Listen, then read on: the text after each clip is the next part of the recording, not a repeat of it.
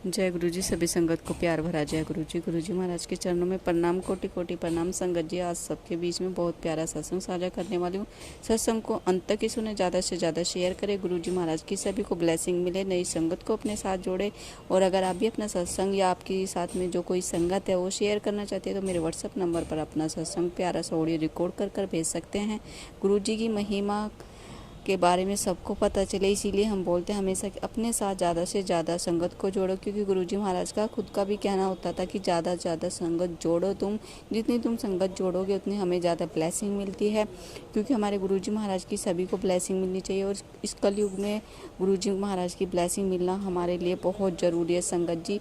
तो सत्संग को अंत तक सुने। अभी आपके बीच में सत्संग साझा करेंगे, उससे पहले गुरुजी महाराज का मंत्र जाप करेंगे। चैनल को अब तक आपने सब्सक्राइब नहीं किया तो प्लीज़ सब्सक्राइब कर लीजिए और बेल आइकन को ज़रूर प्रेस कर दीजिए, नोटिफिकेशन आपके पास पहुंच जाए, सबसे पहले आपको सत्संग सुनने का अवसर मिले। जय गुरु जी। ओम नमः शिवाय। शिव जी सदा सहाय। ओम नमः शिवाय। गुरु जी सदा सहाय। ओम नमः शिवाय। शिव जी सदा सहाय। ओम नमः शिवाय। गुरु जी सदा सहाय। जय गुरु जी। शुक्राना गुरु जी।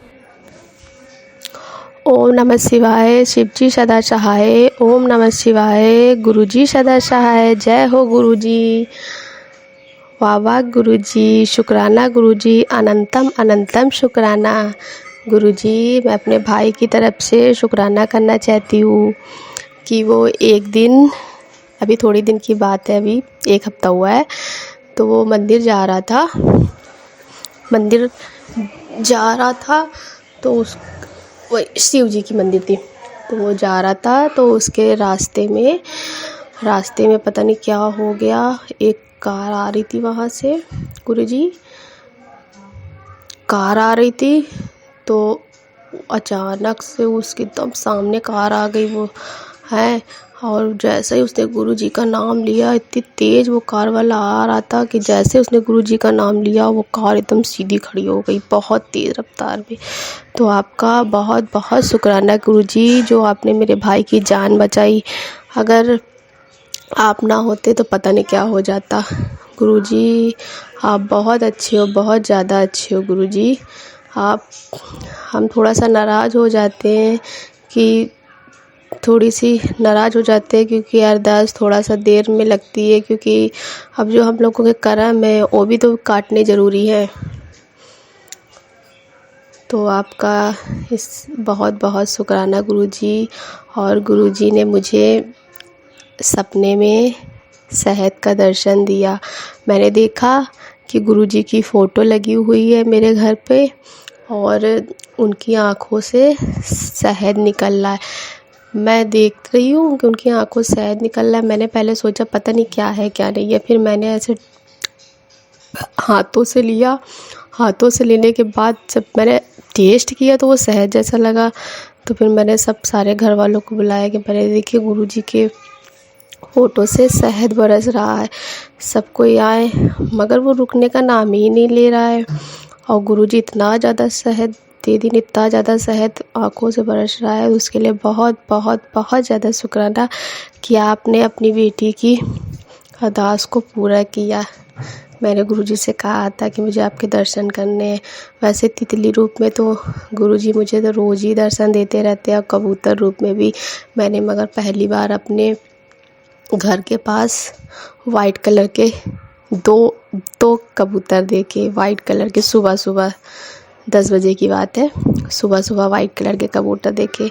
तो गुरुजी आए मेरे घर, मुझे दर्शन दिया, उसके लिए बहुत बहुत शुक्राना। और कल भी मैंने रात में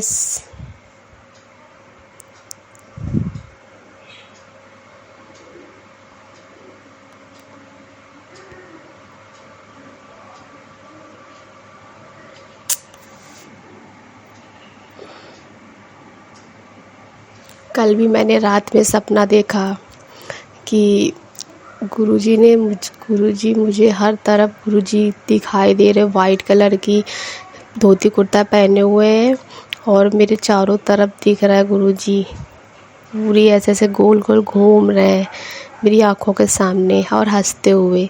तो गुरुजी आपने मुझे दर्शन दिए, इसके लिए बहुत ज़्यादा शुक्राना गुरुजी।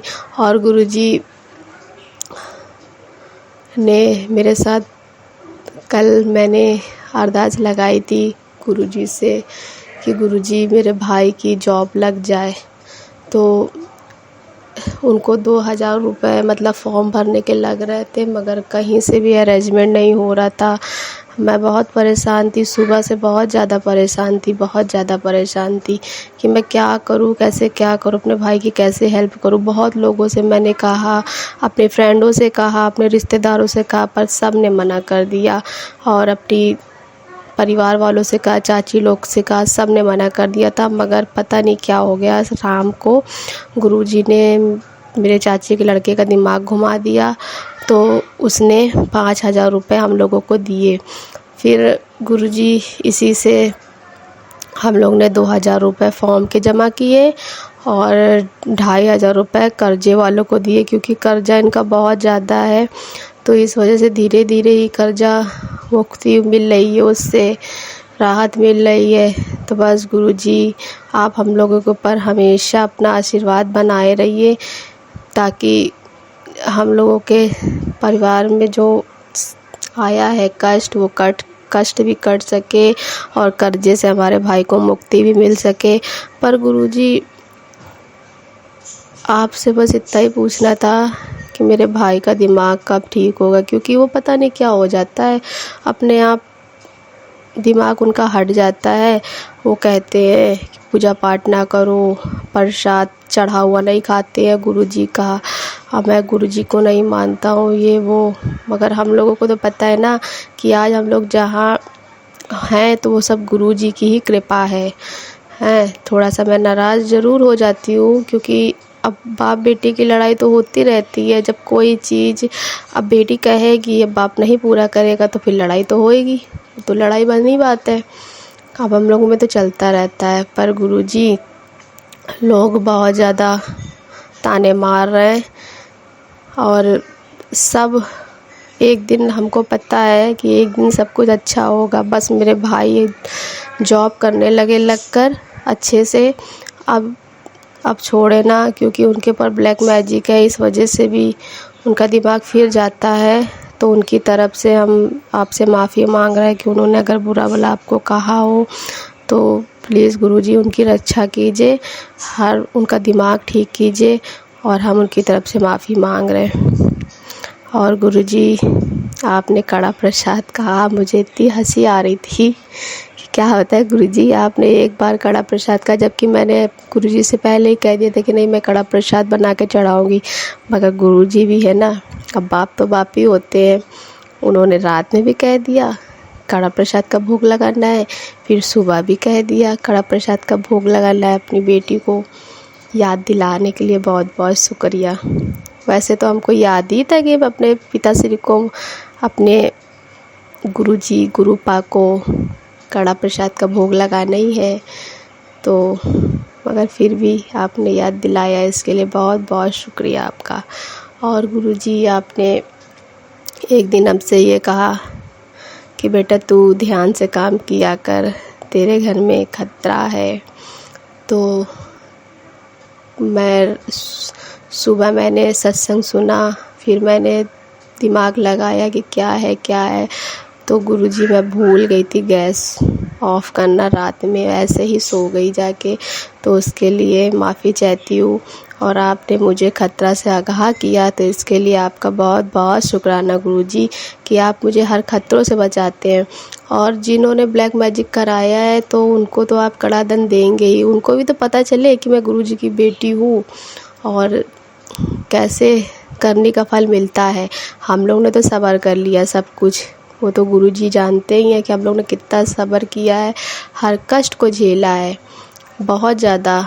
मतलब हर चीज़ हम लोग दुख झेलते चले आ रहे हैं। मगर अब गुरुजी का साथ है ना, तो अब बहुत ज़्यादा हिम्मत आ गई है हर चीज़ की कि एक दिन सब कुछ ठीक होगा, मेरे भाई भी ठीक होंगे, मेरे परिवार भी ठीक होगा, मेरे छोटे भाई की शादी भी होगी, मेरी भी शादी होगी। क्योंकि सब कोई ताने मारते हैं अब कि इतनी उम्र हो गई है, घर में बैठा ले हो ये वो। मगर अब गुरुजी तो जानते ना कि हम लोगों के ऊपर कितना कर्जा है, कैसे क्या होगा। मगर अब गुरुजी अच्छे से शादी भी करवाएंगे हम लोगों की, और पूरा परिवार की रक्षा भी करेंगे जितने भी हो। जिसने कराया धराया हम लोगों के ऊपर, उनको तो गुरुजी समझ लेंगे। बाकी हमने तो सब गुरुजी के ऊपर छोड़ दिया है। और जो मेरे आंटी अंकल जी सत्संग मेरा शेयर करते हैं, उनके परिवार को भी आप ब्लेस कीजिए।